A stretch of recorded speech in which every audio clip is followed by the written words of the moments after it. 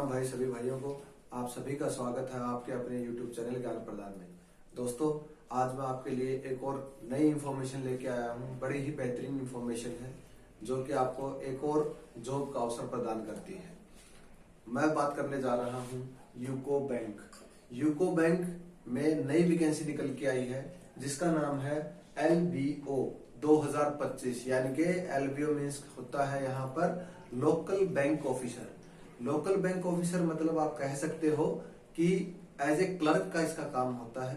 बेहतरीन आपके लिए जॉब अपॉर्चुनिटीज है, क्योंकि हर एक बैंक में आप लोग देख सकते हो कि मेन और प्री एग्जाम होता है, किसी किसी में इंटरव्यू भी होता है, परंतु यहाँ पर आपका जो है सिर्फ एक ही एग्जाम है, यानी कि सिंगल एग्जाम का एकमात्र ऐसा जो आप कह सकते हो कि बैंक की जॉब है ये, जो क्लर्क है, कि जो सिंगल एग्जाम में आप यू कैन ट्राई और एक एग्जाम पास करके आप इसकी जॉब को हासिल कर सकते हो।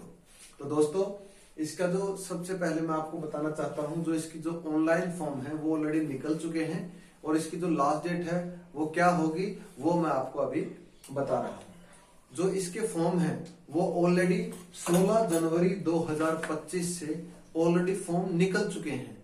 आप अभी भरना चाहें या कुछ दिन रुक के भरना चाहे वो आपके ऊपर डिपेंड करता है, परंतु जो इसके ऑनलाइन जो एप्लीकेशन हम वो जो है वो निकल चुकी है। और जो इसकी लास्ट डेट होगी वो है 5 फरवरी 2025, यानी कि 5 फरवरी 2025 इसकी फॉर्म फिलअप करने की लास्ट डेट होगी।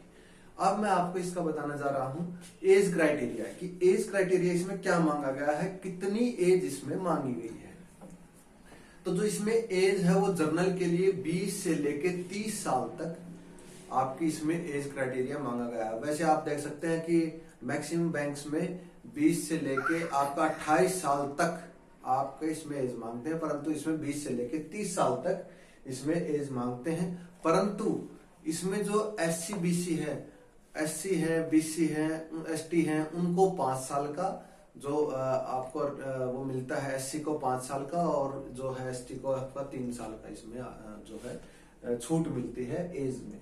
तो इसकी जो एज काउंट होगी वो आपकी 1 जनवरी 2025 से काउंट होगी, ठीक है। यानी कि आपको जो मेन एज है, यानी कि जो एज बताई गई है 20 से लेके 30 साल तक, वो एज कब से काउंट की जाएगी, वो आपकी एज है 2 जनवरी 1995 से लेके 1 जनवरी 2005 के बीच का जो कैंडिडेट इसमें पैदा हुआ है वही इसमें फिलअप कर सकता है।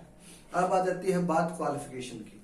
क्वालिफिकेशन सिंपल, जैसा कि और बैंकों में मांगते हैं, आपका इसमें सिर्फ और सिर्फ ग्रेजुएशन विद रिकॉग्नाइज्ड यूनिवर्सिटी, यानी कि किसी भी आप रिकॉग्नाइज्ड यूनिवर्सिटी से आपका ग्रेजुएशन आपको या ग्रेजुएशन के समकक्ष आपको जो क्वालिफिकेशन है ये आपकी होनी चाहिए। फीस की बात करें दोस्तों, तो आपका SC ST और आपका स्पेसिफिकेशन इसमें दिया नहीं गया है वैसे एक्स-सर्विसमैन का, लेकिन एक्स-सर्विसमैन का ऑटोमेटिक इसमें होता है।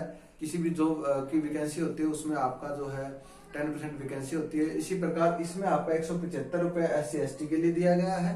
जर्नल और OBC के लिए इसमें 850 रुपए का इसमें फी पेड करनी पड़ेगी। वही फीस हालांकि ज्यादा है, परंतु आपका जो है एग्जाम भी आपका एक ही हो रहा है, तो आई थिंक इसमें ज्यादा कुछ नहीं है। अगर आपका एक ही बैंक का वो भी एग्जाम और वो भी एक ही एग्जाम हो तो इससे बड़ी कोई बात नहीं है आई थिंक। दूसरा, इसमें जो है मैं आपको बताना चाहता था कि इसमें जो आपका जो एग्जाम शेड्यूल है उसमें कितने प्रकार का क्या क्या आता है वो मैं आपको अभी बताने जा रहा हूँ। मेनली इसमें 4 प्रकार का जो है सब्जेक्ट आएंगे। वो कौन कौन से सब्जेक्ट है, कितनी देर के आएंगे, वो मैं आपको बता रहा हूँ। रीजनिंग और कंप्यूटर कि कुल मिला के आपके 45 क्वेश्चन होंगे और आपका इसको इसमें 60 मिनट इसको आपको इसको अटेम्प्ट करने के लिए टाइम दिया जाएगा। जनरल इकोनॉमिक एंड आपका जो है इसमें बैंकिंग अवेयरनेस के आपके 40 क्वेश्चन आएंगे, आपका 35 मिनट में आपको अटेम्प्ट करने हैं। इंग्लिश का आपका 35 क्वेश्चन आएंगे और 40 मिनट इसका आपको अटेम्प्ट के लिए मिलेंगे। और लास्ट है आपका डाटा एनालिसिस, यानी कि जो चौथा सब्जेक्ट है आपका वो डाटा एनालिसिस आएगा, जो आपका है 35 क्वेश्चन होंगे और 45 मिनट में आपको इसको अटेम्प्ट करना होगा। कुल मिला के दोस्तों 155 क्वेश्चन होंगे, टोटल 200 नंबर का मार्क्स होगा और जो आपको 3 घंटे का आपका टाइम मिलेगा इसको पूरा का अटेम्प्ट करने के लिए। एक ही बार एग्जाम होगा, उसी के अंदर ये 4 सब्जेक्ट आएंगे और उसमें आपका जो है 3 घंटे का टोटल क्वेश्चन होगा। जो क्वेश्चंस आपको जो टाइम दिया गया अटेम्प्ट करने के लिए वो 3 घंटे का होगा। 155 आपके कुल मिला के क्वेश्चन होंगे और 200 आपके जो है नंबर्स का वो मार्क्स का होगा। अब बात आती है इंटरव्यू।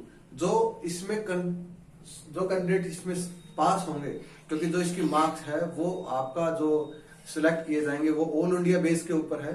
तो इसका जो रिटर्न का एग्जाम आएगा, जो रिटर्न में कैंडिडेट पास होगा वो आपका उनका इंटरव्यू होगा। इंटरव्यू होने के बाद आपकी फिर से पूरी मेरिट बनेगी, जिसके बाद एक महत्वपूर्ण आपको मैं एक इंफॉर्मेशन और देना चाहता हूं। इसमें एक लैंग्वेज प्रोफिशिएंसी टेस्ट होता है। हालांकि जो ये वैकेंसी है वो आपकी टोटल 250 वैकेंसी निकली हुई है, जो कि स्टेट वाइज है। टोटल 11 स्टेट्स की जो है अभी फिलहाल 11 स्टेट में ये वैकेंसी निकली है, अभी फिलहाल 11 स्टेट में है। अब जो इंपॉर्टेंट बात है इस एग्जाम की वो ये है कि ये सारा होने के बाद आपका एक लैंग्वेज एप्टीट्यूड टेस्ट रखा जाएगा, यानी कि जहां से आपने फॉर्म फिलअप किया है, कैंडिडेट कहां है डजेंट मैटर। ये मैटर नहीं करता कि कैंडिडेट कहां का निवासी है, बट ये मैटर करता है कि जो कैंडिडेट है वो आपका क्या करे, लैंग्वेज को पास करे। जैसे फॉर एग्जांपल अगर आप गुजरात में वैकेंसी निकली हुई है तो आपको गुजराती आनी चाहिए, लोकल लैंग्वेज वहां की। आसाम की आ रखी है, आसाम में अगर कोई भर रखा है तो उसको आसामी जो है लैंग्वेज आनी चाहिए।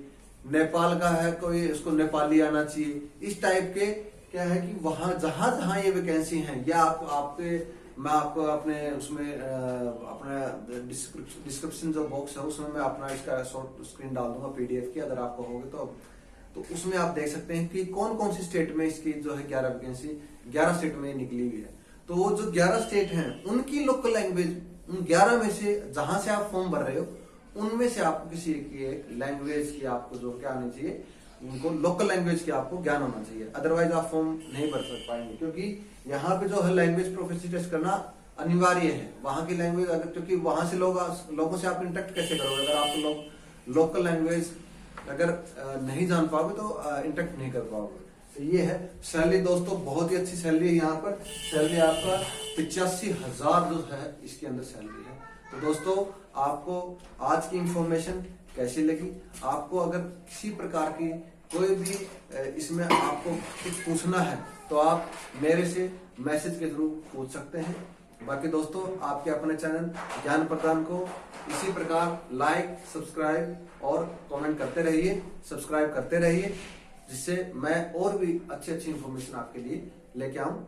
इसी के साथ अपनी वाणी को विराम देता हूं और आज की इंफॉर्मेशन को यहीं पर समाप्त करता हूं। आशा है आपको ये जो मैंने आज इंफॉर्मेशन दी है वो आपको समझ में आई होगी।